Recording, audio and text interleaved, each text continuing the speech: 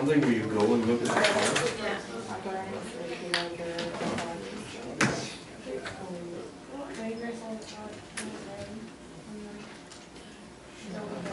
Did somebody turn it off? I can see it.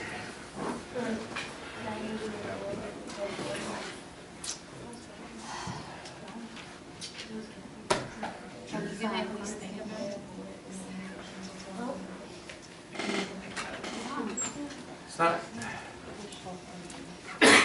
Well, let's get through the second test and see how it goes. I'm making some adjustments from the first test to the second test. All right? Second test should be I a don't know little if bit. that's good or bad. Huh? I don't know if that's good or bad. Should be good. Should be good.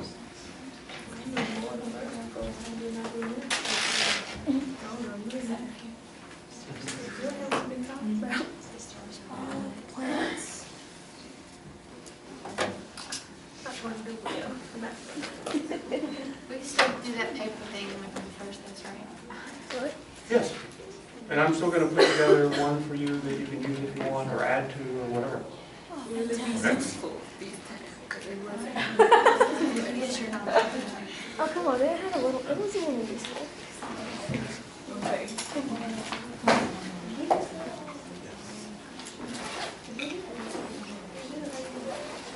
I have one of actual ones.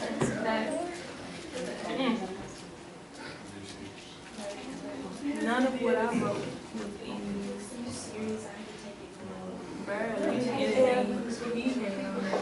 I just wouldn't do it.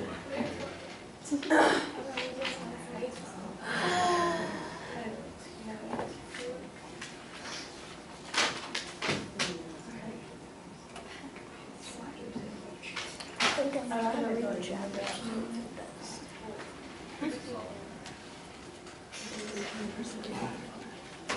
How it goes. Whatever Miss Lady's name is, that works. What is it? It's like Huber or something. I'm not sure if it's Dr. All right.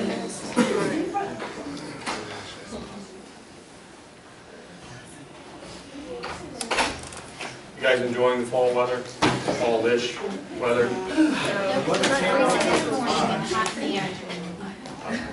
The weather can't make up its mind. One morning it's like freezing, and the next minute I'm burning up.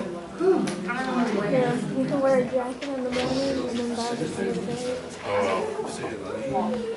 Eureka! Here. Bren? Here. Laurel? Here. Carly? Here. Kelly? Here. Joe? Dakota? Here. Anna, good. Here. Carrie? Robert? Here. Diamond? Here. Arjwan? Here. Dylan? Yeah. Tanisha? Here. Maisie? Here. Anna Mae? Justin? Yeah. Emily? Here. Caitlin? Here. Chelsea? Bailey? Here. Bernicia? Here. Shelby? Here. Colton? Tony? Here. Colin? Here.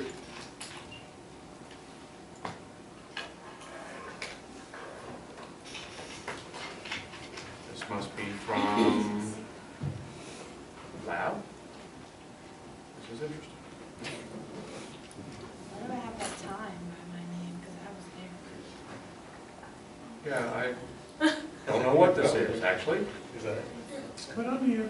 Okay, Stacy's here, Ryan? Here. Chandretta? Here. Stormy? Samantha? Here. Casey? Here. Rolanda? Here. Sheldon? Here. Aquarius? James? Here. I don't know what that's about. Hey. All right.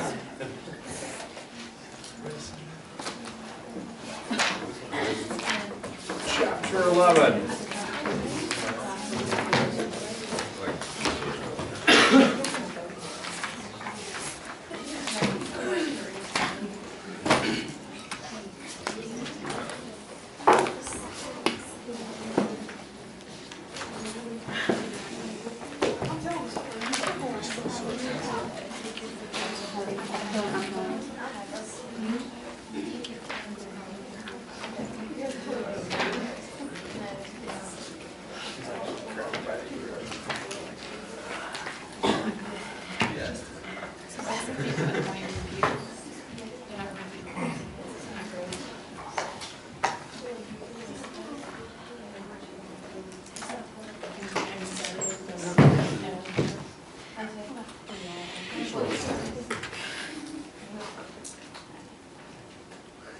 remind me later that you're here.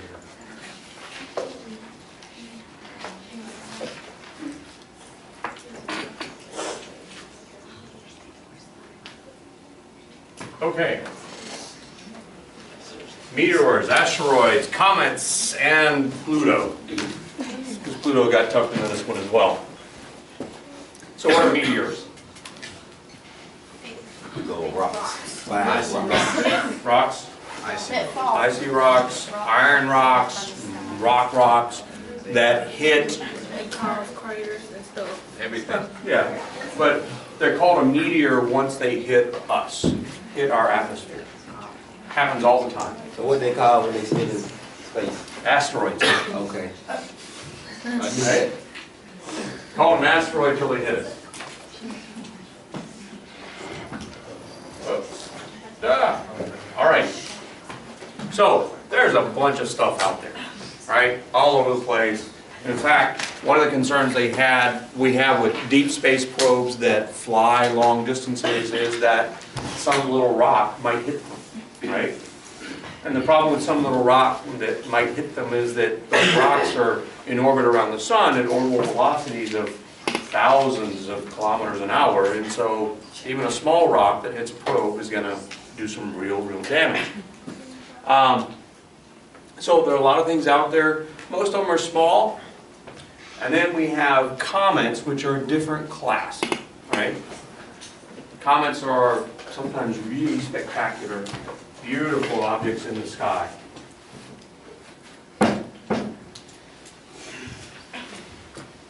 These are all things simply left over from the beginning when the big cloud of planetary nebula gas stuff that became our solar system started forming up. Right? So these are all bits and pieces left over. If you can imagine, it's kind of like when you go to make biscuits, right? And you make biscuits and there are all these little bits of flour and everything all over the place. That's the asteroids and the comets. It's a little bits that are just sort of left over after we managed to form, after the planets formed, after the sun formed. Biggest issue, what? There have been a lot of movies about this. What is the biggest thing we worry about with all these objects out there? They're gonna hit us. A big one hitting us, right? Odds are low, but we still worry about it. Why do we worry about it? Well, we'll get there. Because it's happened in the past, right? But if you look at the stars, and you've got a camera that's out there with a long exposure, what are these streaks? No? What are these streaks? They're going in like a circle. Those streaks are the stars. So this is a camera somebody set up to just stay open and stay focused on the sky. And as the Earth turns, right, the camera turns. And so the stars make these arcs that are the circle that they would be making in the sky. And then this is a meteor that came along. Right? You see a big streak for a meteor about like that. How big do you think it is? When you look up in the sky and you see these bright, how many of you have seen a meteor streaking through the sky? That shooting star. Shooting star, right? How many have seen a shooting star? How big do you think most of them are? Most of the ones you see, Like a car. they're about yay big, right? Most of them are itty bitty. They just hit our atmosphere so fast, they burn really bright as they go through, they create a visible streak at night. Right? Did anybody see the film of the one in Russia that happened a couple of years ago? That one was a big one. That one you could see during the day. Not only could you see it during the day, but you could see it coming and coming and coming and coming, and then it eventually got hot enough the whole thing exploded. Right? So, you know, and one of the things that was really telling about that is just how many Russians have dash cams. Right? There are dash cams all over the place. Also reminds me, practical joke these guys did. They were testing a big new, well, it was actually a practical joke. It was an ad for a big Sony screen, Sony HD TV, right? So they had this big HD TV, they mounted as if it were the window to an office. And then they called people in for job interviews. And while the people are there for the job interview, in the window behind them, you see this big comet coming in. Right? So they were scaring the bejesus out of people for no reason, just so that they would have a viral ad for their Sony TV. All right, so meters. Larger than a few centimeters, and we might see them during the day, right? So the ones we see at night are all these itty bitty things. The Perseid meters we'll get to, those are what's left over from a comet passing through, and we pass through where that comet went every year. And as we pass through where that comet went, the leftover dust from it passing through is what we hit. So most of the time it's not a meteor hitting us. Most of the time it's us hitting a meteor, right?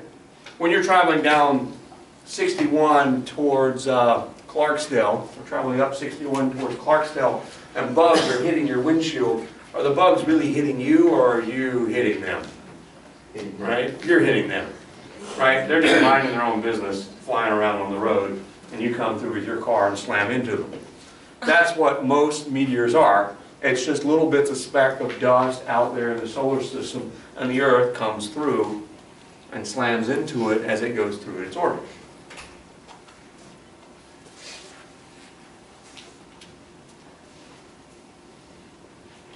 This is why when we have like a meteor shower, this is why they all seem to come from like one place. It's because this is just us running into them. It's like when you see bugs in your headlights, it looks like they're just streaming at you, right, from right straight ahead, and it's because we're the ones moving into them. And so they all look like they're coming from the same place.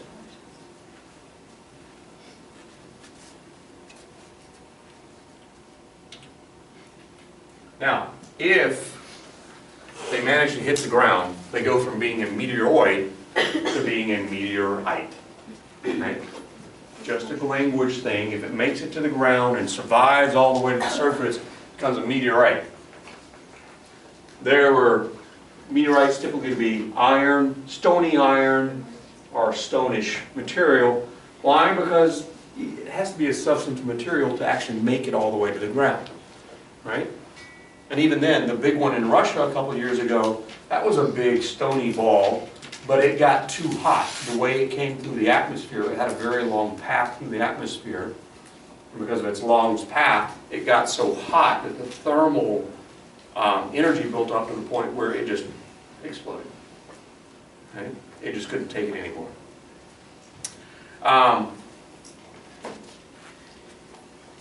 Used to be people would go far and wide to try and collect these. Sometimes people still find one sitting around somewhere. Pretty cool if you do, and especially if you recognize what it is. There are different types, and based on how they're made up and what kind of size particles kind of make them up. And so you can look at ones like this and tell that at some point this was a group of things that sort of ended up clumping together in space. Right? They just ended up together in space because of gravity.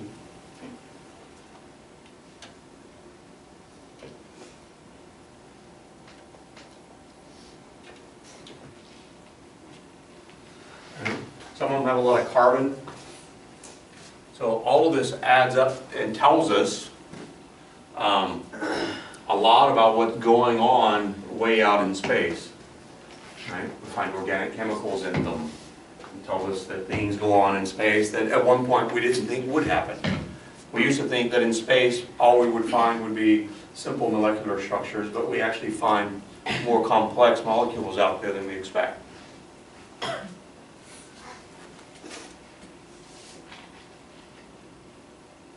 So asteroids. The first one discovered, we call it an asteroid. It's now the dwarf planet Ceres, right? The first one discovered was Ceres because it's the biggest. And it was discovered because, remember a few chapters back, Bode's law, or about where we should find planets, right? Bode's law predicted one right where the asteroid belt was, and so people started looking around that orbit for a planet, and what they found was Ceres, which is a dwarf planet. Here's an important bit: combined mass of all the asteroids. It's about 1/10,000th the mass of Earth. So when you think asteroid belt, you have to get out of your mind Han Solo flying through the asteroid belt in Star Wars with rocks all over the place, right? The asteroid belt's actually pretty sparse. It's pretty sparse. It doesn't actually have a lot of material in it.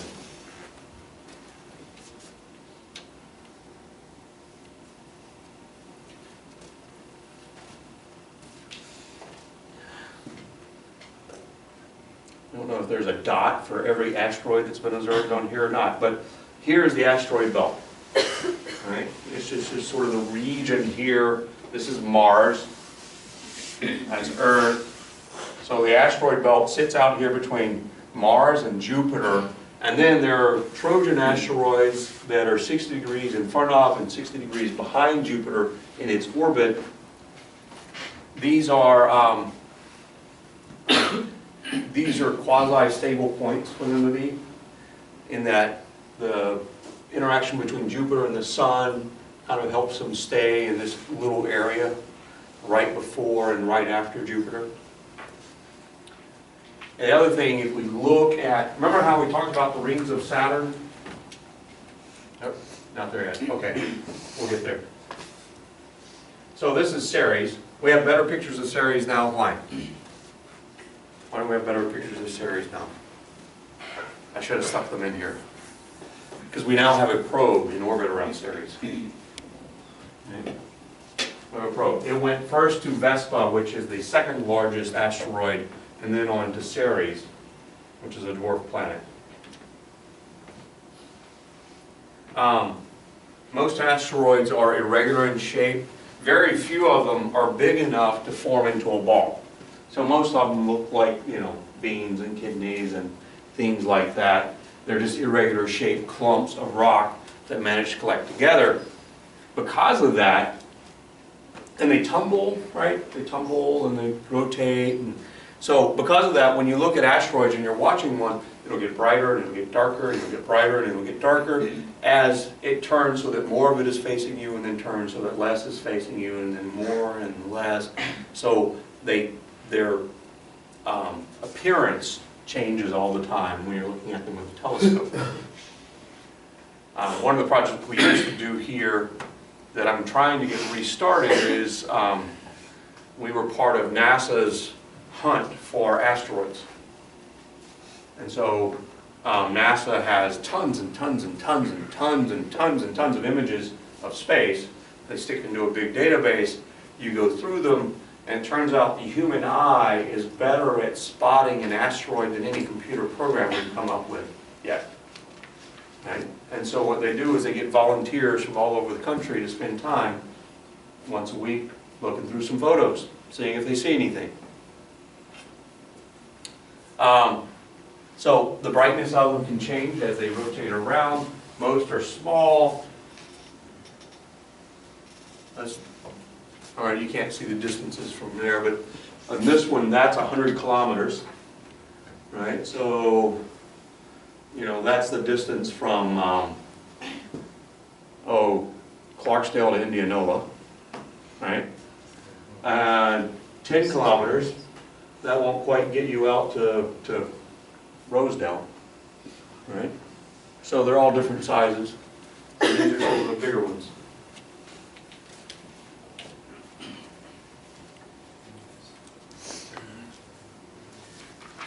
They are not all exactly the same. So some are rockier, some are have more carbon, some have more silicon, some have more iron. It is really as if you took a lot of the things that make up much of the Earth, shattered it, and kind of spread it around, right? So we have our iron nickel core. There are bits of things like that out there.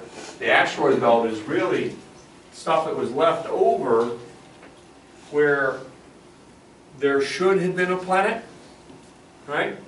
There should have been, except for the fact that Jupiter being the big bully it is, kept things in that region from being able to form up into a planet.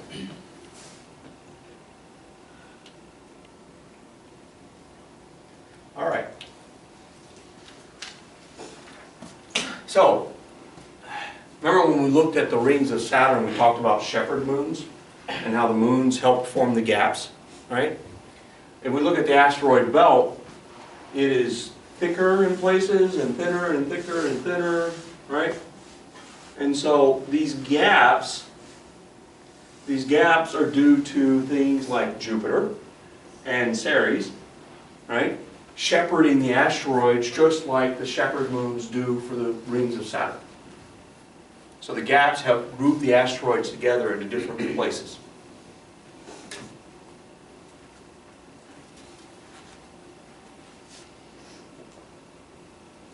All right, now, another class of asteroids that we talk about are near-Earth objects. Why do we separate near-Earth objects out as a different class?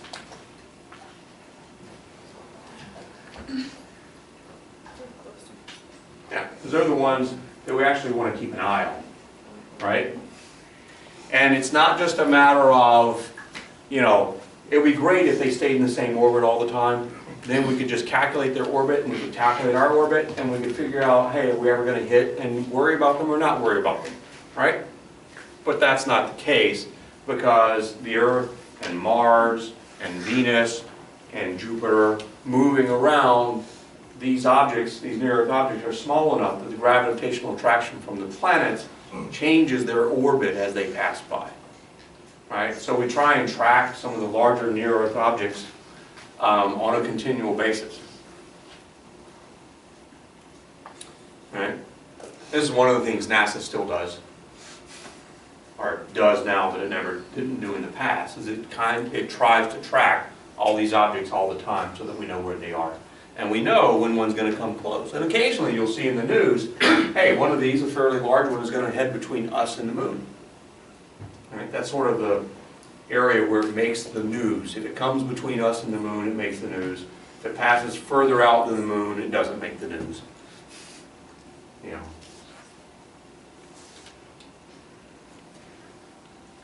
All right, Pluto. So, Pluto was discovered by an amateur astronomer. Right? Pluto was discovered by somebody that just bought a telescope, set it up in his yard, and kept looking and looking and looking and looking and looking. And he saw Pluto way out there.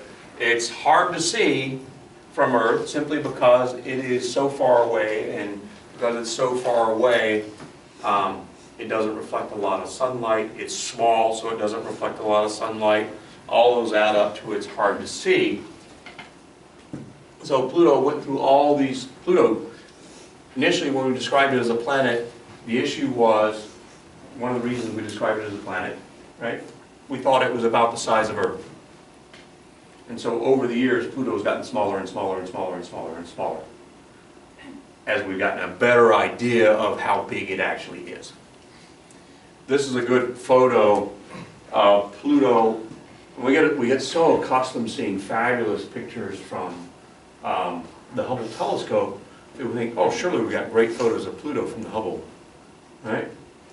But usually when we're talking about fabulous pictures we see of things from the Hubble telescope, we're talking about things that are light years in size, right? Far away, but light years in size.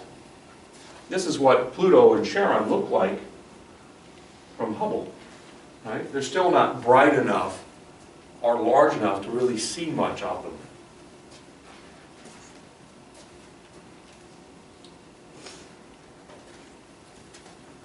Pluto also has this odd orbit. It's both offset, it's elliptical with respect to the Sun. So here's Earth's orbit. This is Neptune's orbit, right? And so Pluto does this thing where it wanders way out and comes back. And it actually comes closer to the Sun than Neptune at some point.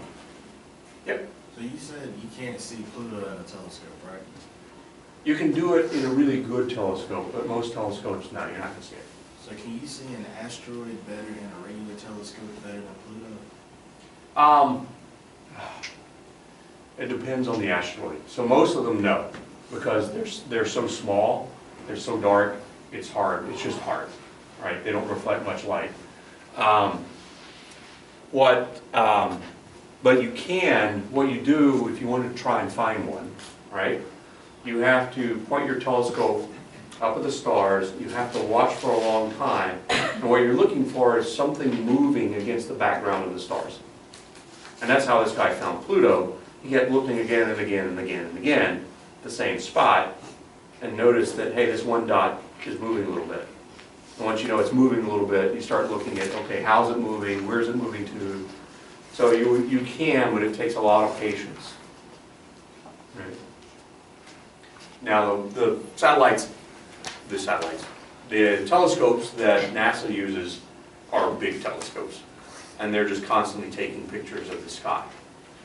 And their goal is just, and then all those images they take, they'll hand over to people, and people look through them, and it's really surprising, but we are still better at seeing something move slightly between one picture and another than the computers. Right? And that's what you're looking for is, hey, is this picture slightly different from that picture?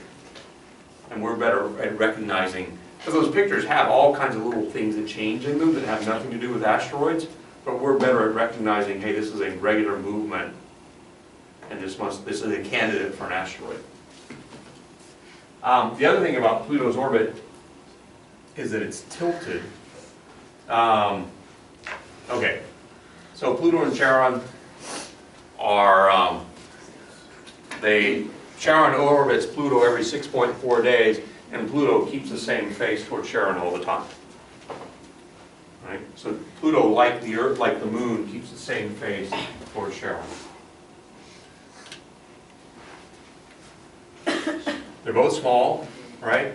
1/5 and 1/10 of our diameter.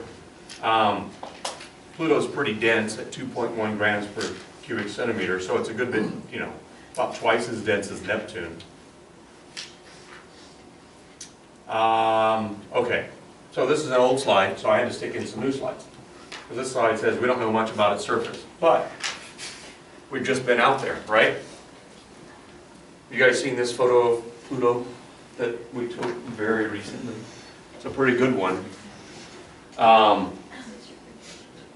So this is, this is Pluto from just a few days ago, or a month ago, when New Horizons went by.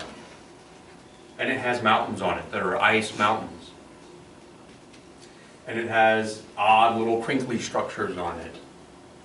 Right? If you look at it and Charon, it's a good bit, it took us a long time to find Charon, even though we kept looking at Pluto. Why? See how much darker it is? Right? Charon's different material on the surface, it's much darker. So Pluto, Charon together, and this image has them to this image is what, if you were out there, you would see both of them like this. This isn't with, we show all the time, we show planets next to each other, right? But Pluto and Charon are this close together. Right? They actually are this close together. And their center of mass is about right here. And so if you were to watch Pluto, we were in a spaceship out there, right? And we were watching it, we would see Pluto go around in a circle like that, around their center of mass right here. And Charon would be going in a bigger circle, out and about, around the same center of mass. So it'd be pretty cool to kind of watch this dance go on as the two planets went around their center of mass. The last really cool thing about Pluto is sunsets on Pluto would be really pretty. They deliberately sent the New Horizons probe on past Pluto so that it could look back at the sun through Pluto's atmosphere like this. So sunsets on Pluto would be blue. It's pretty cool just how blue all of that is.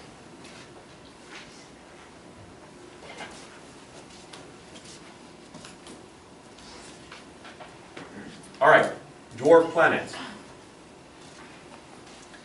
All right, Saturn's moon Triton makes it onto the dwarf planet list. Has a nice little atmosphere. Pluto, Charon. There are others out there, and there's some of the weirdest. All right, so there are a bunch out there, and you can see they are in orbits all over the place. All right, Eris is one of the largest, and it's in this very eccentric orbit. Goes way out of the plane. Sedna has an even bigger orbit. Sedna is one of those that clearly either we captured Sedna from some other star in passing, or some star almost stole Sedna from us. All right? Because Sedna really goes way out there.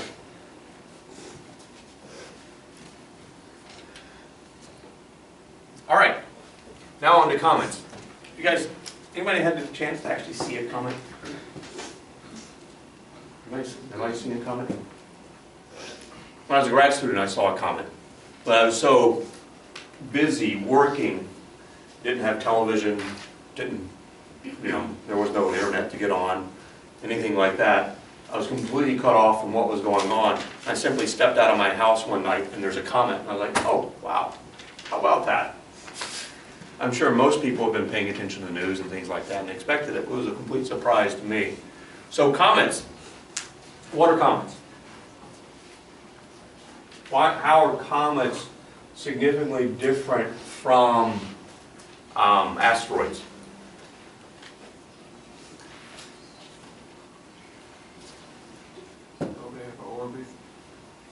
The orbits tend to be different, but comets are icy balls.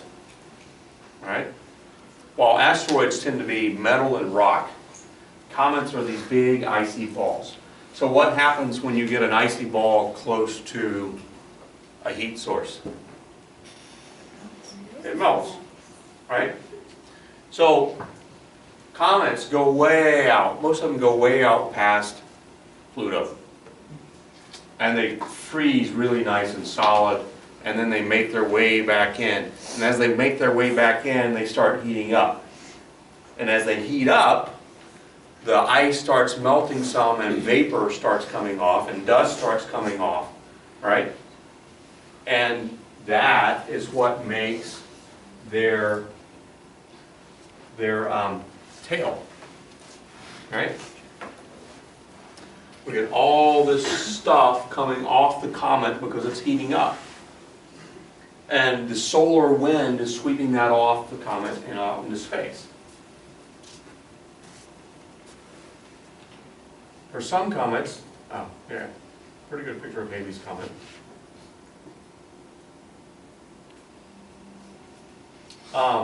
As I said, a lot of the meteors we see when we have meteor showers are the leftover dust that was behind a comet, and we go through it. All right, here's one of the cooler things. Some comets we get a distinct double tail. So this is dust. So dust, slightly larger little bits and pieces of stuff that got blown off the comet. The dust is being hit by the light and by the solar wind and driven off the comet, but it's also still trying to go in the same orbit as the comet. So it trails along behind it like this. And then there's this gas tail that is lighter atoms being blown off the comet by the solar wind. The reason they're going in two directions is that the gas tail points straight out from the sun. The gas tail points straight out from the sun, while the dust tail trails a little bit behind the comet, just like it's a streamer. Because the dust tail, all those particles have more mass in them. You don't, the solar wind doesn't push them straight out like it does the gas tail. Most of the time, though, you're only going to see the dust tail. That's going to be the bright white object trailing behind the comet in the sky. And this does a good job of showing. It comes in, it's just a rocky mass, it starts heating up, you start getting a tail. The tail is at its biggest when it's closest to the sun, and then it starts cooling off again and disappears.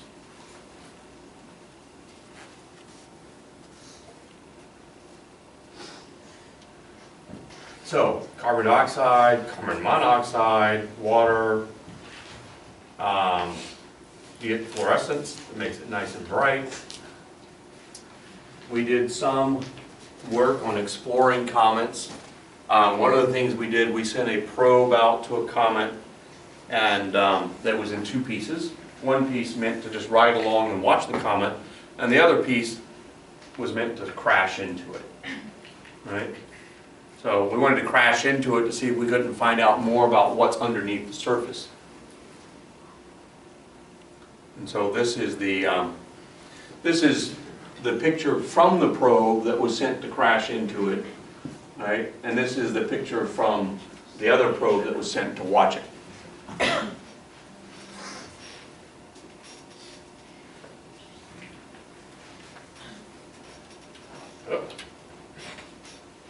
All right, where do comets come from?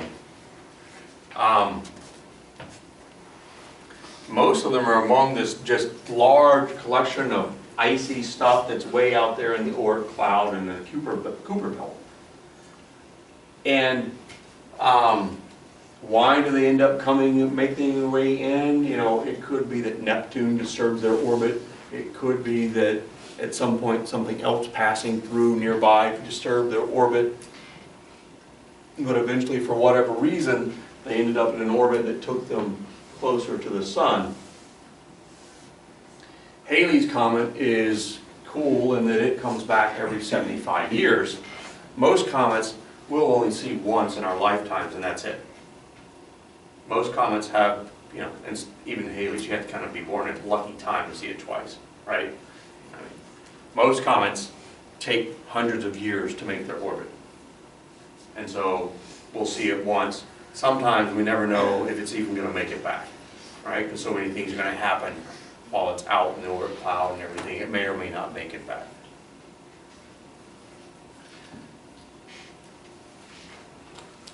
So, and these distances are kind of hard to grasp, right? Pluto's, so, out to 150,000 AU, right? 150,000 times as far away from the sun as the Earth is. That's how far out this mass of just rock, of icy bodies extends.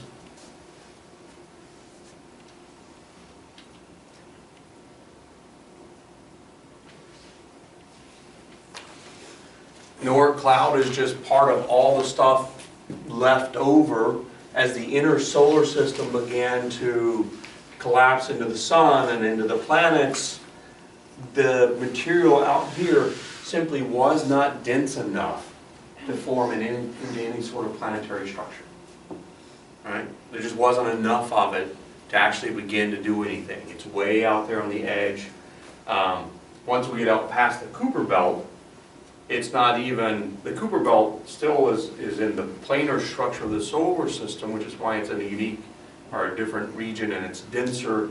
Once you're out past that, the Oort cloud isn't even a planar structure like the solar system. The Oort cloud is just a sphere around us. All right? And everything out there is going in different orbits around the sun.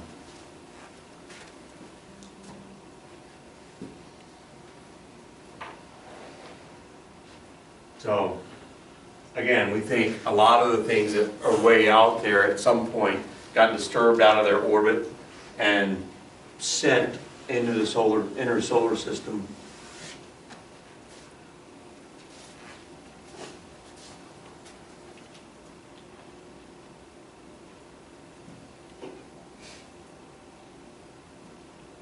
So, like I said, most comets we're not going to see again. Right? But then there are a few that come back frequently enough for us to have them marked on the calendar and say, yeah, we're going to see this again. And Halley's Comet is the most frequent visitor we have.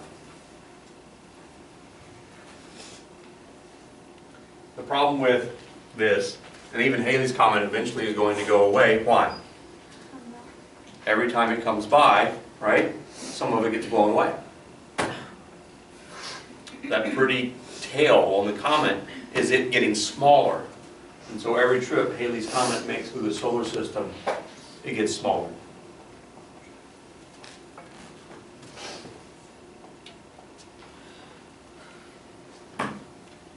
All right, so the short period ones don't come from way out, right? The short period ones are going to come from the Kuiper Belt. Someplace a little closer, a little bit easier to get into the solar system from.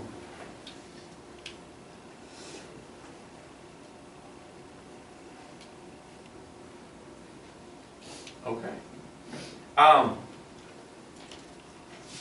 When we get these meteor showers, and the most famous is the Perseid meteor shower, we end up with about one every 15 minutes. Now, if you were trying to take a shower with one drop of water every 15 minutes, you'd be hard pressed to ever get clean, right? So if you want to watch a meteor shower, you need to be planning on just hanging out with your buds for quite a while. Because it's not, you know, we like to think of it as shoom, shoom, shoom, shoom, shoom, shoom, but it's not. You know, it's shoom. And then you're waiting, and you're waiting, and waiting, and several moments later, shoom. And of course, you were looking away, thinking about getting another hot dog, right?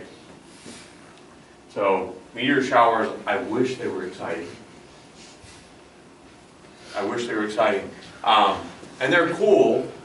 They're cooler if you set up a camera and let the camera watch it, and then you take a little picture later.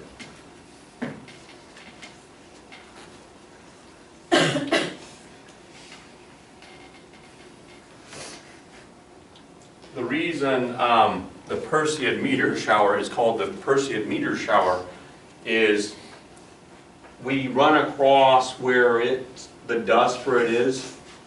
We run across that dust at the same time of year all the time when the constellation Perseus is in the spot, so that all the meteors look like they're coming out of the constellation Perseus. Okay. It's really dust that we're running into, but it looks like it's coming from Perseus.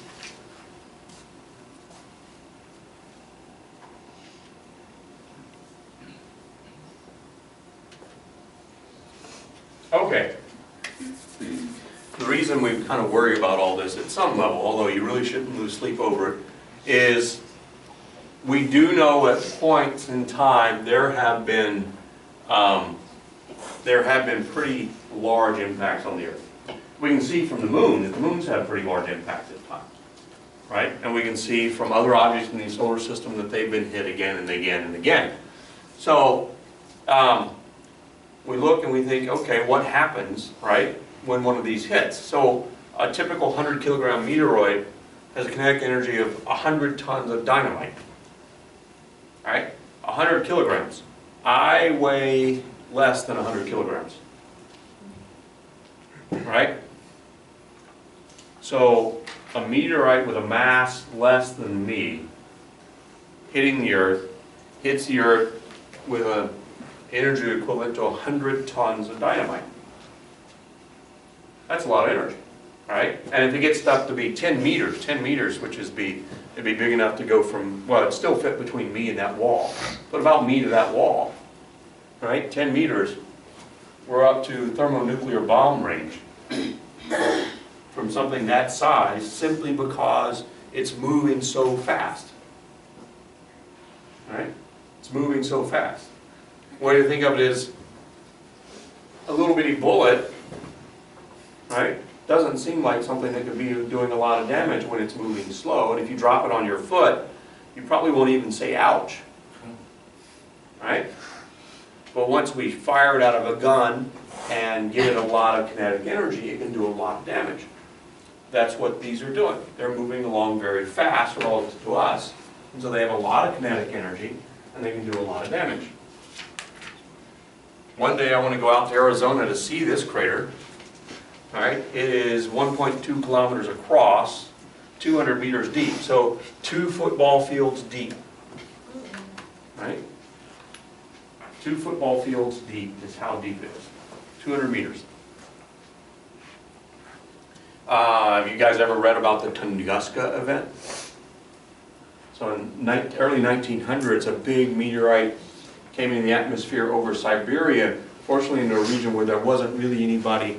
It exploded like the one over Russia a couple of years ago. It exploded in the air, but it exploded with enough force that all the trees for miles around were knocked flat.